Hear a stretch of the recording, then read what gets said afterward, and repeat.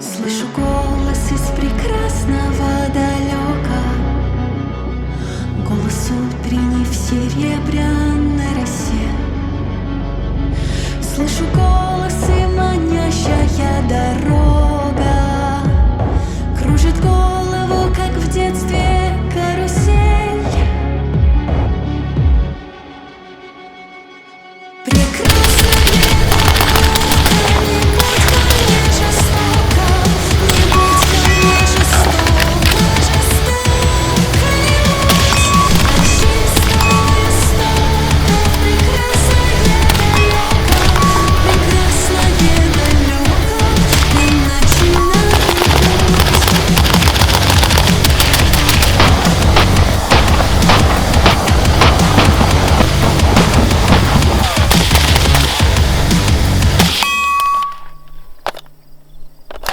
Good morning, everyone. Hope you're all having a wonderful day today. Today, we're going to be taking a look at the Holosun AEMS and the HM3XT, which is way too many letters and numbers strung together, so we're probably going to call this video something else. But before we get into all of that, the big sponsors of the channel are going to be Optics Planet. If you want to save 7% on stuff, go ahead and use code FOCUS at checkout. For ammunition, there is, of course, Callaway Ballistics. Code FOCUS can save you some money. Now, getting into full disclosure on the wobble boxes that we have here, these were both sent out to me by Optics Planet. This is part of their combo deal that I think they have on their website for like $680. Now, Optics Planet sends me product for free to review in exchange for promoting that coupon code FOCUS. That does not give me any sort of kickback or financial incentive whatsoever. They send me gear to review, I promote their website, that's it. Now, talking about Holosun, Holosun does not know I exist as far as I am aware. I have talked to their warranty department a couple times in the past and will unfortunately have to do it again, but that's that. Now, getting into the Holosun AEMS first, as this is something that has been highly requested for me to take a look at. I've actually owned a couple of these. I reviewed one on the Gun.Deals channel a long time ago. This is my second one. This is in the beautiful OpMod FDE, of course, from Optics Planet. The Holosun AEMS is basically trying to combine everything good about your large windowed red dots with some of your micro red dots as well. So, as you can tell, it is kind of a squared off mailbox looking optic. It does have a very nice viewing window. It's 1.2 inches by 1 inch, so it is a fairly decent sized window. And on top of that, the weight is 3.9 ounces. So it's giving you a much larger window size than a lot of your standard 20mm micro red dots, while not giving you any weight penalty. That in and of itself is pretty fantastic. Now, the way that they're doing this, the body is made out of 7075 T6 aluminum, which is a big step up from 6061. That is the correct material choice for a enhanced durability optic, in my opinion. All good there. Now, that body is paired to their, not proprietary mounting system, but their unique mounting system. So the AEMS has been out for long enough now, fortunately, that you can buy direct mounts from other manufacturers, so you can get an aftermarket mount in just about any height and application. On top of that, there's also adapter plates that will adapt the AEMS footprint to the T2 footprint, which will give you a nearly unlimited option of aftermarket mounts, which is a good thing, and we'll get into that a little bit later on, but there are aftermarket mounts that you can and probably should get. Now, Holosun does offer two different versions of the acronym. You have the core version, which is just a 2 MOA dot, no solar failsafe, and it's about $100, $120 cheaper. And then they have the full version, which has the solar failsafe on top, as well as the multi-reticle system, which is really just 1 or 2 reticles. You have the 2 MOA dot and 65 MOA outer circle, or just the 2 MOA dot. And for some reason, there's a third option, which is just the 65 MOA outer circle, which is basically useless outside of like 5 yards on a 12 gauge shotgun or something like that. Now, another small difference on the full version is that the full version comes with these integrated flip up lens caps. They are, of course, clear, so you can use it when they're up or down. It is a nice touch, certainly a nice feature to have if you're going through like a rainstorm or a snowstorm or something like that. You want to keep the lenses protected, and then of course when you need to use them, you can simply flip them down. The front one is a little bit difficult to get in place because it has been dropped on an AR-500 steel plate at this point. Now, I personally don't like using the acronym with the clear lenses up because it does cause some distortion with the reticle and the image overall, because of course you have 2 panes of normal glass and then 2 panes of this clear plastic material, and it just doesn't look all that good when they're all up compared to how good it could look if they were just off. Again, a nice feature to have. You can completely remove them if you don't want them, or if they get in your way, which they will get in your way in certain circumstances, or of course you can just leave them down if you have space to do so. Now, getting into battery life, illumination settings, features, so on and so forth, we do have a side-loading 2032 battery, which is quite nice because it fits underneath the actual body of the optic, meaning that we don't have a battery tray hanging off the side or the top or something like that, which helps the acronym to have a very low profile. Now, the battery life is rated at 50,000 hours. Now, at a higher brightness setting, you're probably going to be well below that, but that is, of course, combined with auto on, auto off technology, so that battery life is probably somewhere between 5 and 10 years of realistic use. And of course, that is paired with the solar failsafe system, which I'm not sure if this one here is the one that charges the system or if it just is a true solar failsafe. If the battery dies and you have ambient lighting, enough ambient lighting, it can power the reticle. Kind of a gimmicky feature. I'm not sure how many people will ever need or want that, but again, if it is something that you want, the full version does have it. For me personally, probably never going to need it. Now, the illumination settings, you have 12 of them.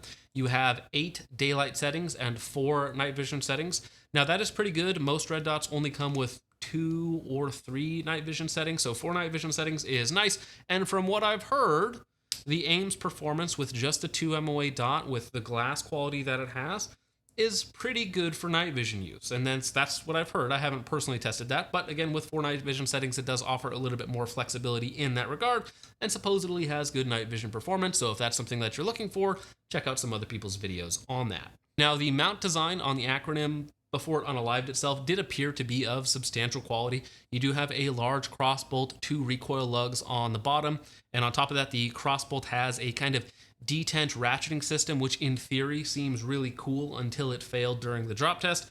But overall, the mount did seem to be of fairly high quality, and for normal use is actually pretty good. Before we get into the failures of both of the mounts on both of these Holosun items, I do want to say that this optic has a remarkable return to zero, at least in my testing.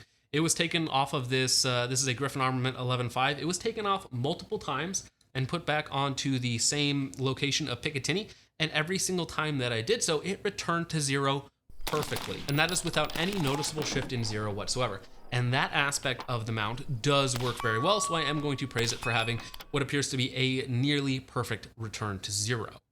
Now, before we get into the failures, we'll go ahead and briefly go over the HM3XT, which is the mini magnifier from Holosun. It is basically the HM3X, but smaller and made out of titanium.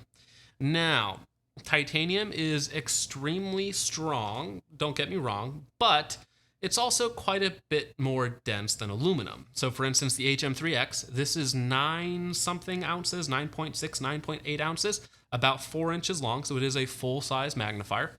The HM3XT is about 3 inches long and nearly 12 ounces on its own. That is because titanium is quite a bit heavier than aluminum, meaning that the smaller mini magnifier is nearly 30% heavier than the full-size magnifier. Now, on top of that, you have a eye relief of about 3 inches, which is not particularly terrible for a magnifier. Magnifiers aren't really known for having the best eye relief or eye box. However, because you have the shorter body style, that means that you have to have your head that much closer. So again, the HM3X with the longer body and same eye relief functionally gives you an extra inch of mechanical eye relief, even though both optics have the same eye relief. Of course, it starts at the back, and the back of the Holosun HM3X non-T version is about an inch further back, giving you an extra inch of usable eye relief. These optics are, of course, mounted to the Griffin Armament Mark I, which is, of course, a 11.5-5.56, super original, I know, but it does come with these very nice flip-up iron sights. Now, these iron sights are very low profile, so you can get a magnifier behind them. However, you can't get the Holosun HM3XT very close to them because on the back of the mount, they have this little adjustment knob. I'm not really sure what this is for, but it keeps you from getting it very far back or close to your iron sights. So to get the magnifier all the way back, I would need to remove the rear iron sight, which I like to have the iron sight because, again, it does come with the Griffin Armament Mark I, and it's very high quality. But because of that, I have to have the magnifier 2 or 3 spots further forward than I would like, and because of that, I can't take off the rear cap of the Holosun acronym, and I can't deploy the magnifier if I try to take it down, so I would need to completely remove it on this setup, because again, this setup is a little bit cramped for space. I have the AEMS all the way forward, I have the HM3XT as far back as I can get with an iron sight, but because of that, I cannot use the rear cap on the AEMS, which is a little bit unfortunate, but again, it's only going to apply with a iron sight build where you can't get the AEMS far enough away from your magnifier, and the issue there is going to be with the mount on the HM3XT not allowing me to get the magnifier far enough back so I can use the rear cap on the AEMS, and that also means because it's so far away from the iron sight that I have to have my stock all but one click in to actually use the magnifier, because again, it has a very short mechanical eye relief, and the system here with rear iron sights is not ideal. Now, to remedy this situation while still retaining my rear iron sight would be to simply remove the HM3XT and install the HM3X non-T version, and in the process of doing so, I would gain 1 inch of mechanical eye relief, I would save $150, and I would also cut off 2 ounces of the build. So basically, in no way, shape, or form would I ever use the HM3XT, and as we'll get into in just a minute, or right now, the body material does not matter if the mount sucks. Now, when I did the double drop test on the HM3XT and the Holosun AEMS, I left them both on the build. Sometimes when I'm doing double drop tests on red dots, I take the magnifier off as I'm not testing the magnifier and I don't want it to get in the way of the drop on the red dot itself. However, in this configuration, this was how it shipped to me from Optics Planet, and this is also both of Holosun's flagship products, the AEMS full version, of course, with all of the features, and their titanium magnifier. Now, the mounts on the HM3X non-T and the HM3XT are interchangeable. However, these are not the standard 2-bolt patterns of most of the aftermarket mounts on the market. Vortex, Primary Arms, EOTech, they use a different 2-bolt mounting system, so these are not compatible with the vast majority of aftermarket flip to side, flip to center magnifiers on the market, which is in and of itself a downside, especially when the mounts aren't particularly good. Now, the HM3X, this is just 60-61 again, and it has been dropped multiple times. It has a little bit of wobble in the unlocked position. However, in the center position, it is fairly firm. It's not the strongest lock and unlock out there, but I have put many, many thousands of rounds, many drops, taken it on and off, just about everything that I own. This has been around for quite some time. This has only been around for a month or two, and during the drop on the AR500 steel plate, completely broke the detent system in it. So it completely wobbles in the off position and also wobbles in the on position as well. And that's a bit of a bummer. And again, I can't just swap out the mount. The detent is basically gone. There's basically no pressure whatsoever to flip it on or off. So the mount on the HM3XT is, at this point, basically toast. So again, it doesn't matter how strong the body of the optic is, you can make it out of titanium, vibranium, unobtainium, but if the mount itself is kind of garbage, then, you're wasting all of that nice material on the body. Now, unfortunately, again, these aren't compatible with a lot of the aftermarket mounts on the market, which means that it reduces or actually increases the impact of having a bad mount. Of course, if you have a bad mount, but you can simply swap it out to whichever one that you want, it's an issue, but it's one that can easily be resolved. Not having access to any aftermarket mounts, at least that I'm aware of, if they do exist, go ahead and pin those or talk about those in the comments down below. So the mounts definitely aren't a selling point for me on the Holosun magnifiers. That being said, I still like the Holosun HM3X quite a bit. The HM3XT, however, is smaller but heavier. It's more expensive with worse functional eye relief. So almost in no world whatsoever would I ever recommend the Holosun HM3XT when the HM3X is actually better and cheaper in a lot of regards. And again, both mounts might suck, but this is cheaper, lighter, with better eye relief. So of course I would recommend the HM3X before I recommend the HM3XT. Now, getting into the AEMS is going to have a similar issue in the fact that the mount does not like to hold to the gun when you do a very harsh impact. Whether or not that bugs you, whether or not you think the test is realistic, that's not really my jam. I'm just going to provide you with a data point and you decide what to do with that. Now, getting back to the AEMS, which is currently very wobbly on the upper receiver, The reason for that is that the detent system on the crossbolt decided to loosen itself during the drop test. Now, the reason why I'm pretty sure it's the detent system is because the crossbolt did, of course, loosen up. But the way that that works is that as you tighten it down, you have these very perceptible little notches, so I'll let you guys just hear that get progressively tighter and tighter as it kind of ratchets down on this little locking ring on the inside. Now, that does help you to get a very predictable return to zero, because basically once it stops going to a comfortable level of torque, that's when you should stop. You probably should not go beyond that, otherwise you could possibly strip something out. Now, it was certainly very tight and snug to the upper receiver as far as I was comfortable in going. Not really going to get over to that next detent, at least without applying a uncomfortable and probably excessive amount of force. However, when the optic was dropped on top, now I noticed it specifically after the AR500 steel plate. However, it is possible that it happened after the first drop as well. After a sharp impact, that detent locking ring system just shifts just enough, and of course it wants to loosen, and with that detent system, as soon as it's not applying pressure, that bolt is just going to shift during some sort of harsh impact, which is exactly what it did. So of course, for this drop test, we have a target at 50 yards and we do a 5-round control group. Then of course, we do a shoulder height drop onto dirt and rocks. This simulates probably the harshest impact that most optics will ever have. Now, at this point, it appeared to at least retain zero to an acceptable degree. It did start to have some flyers in there, which is why I think it might have started to loosen up after the first drop. After the second drop onto AR500 steel plate, the magnifier mount did break and it just started to wobble all over the place, so that became an issue. And on top of that, I did not get another impact on paper. Now, I made the mistake of forgetting to turn the camera back to the paper target, so I don't have that footage because, of course, it was pointed at me and not at the target, but I do actually have the physical target here, and as you guys might be able to tell, there are only 10 holes on it.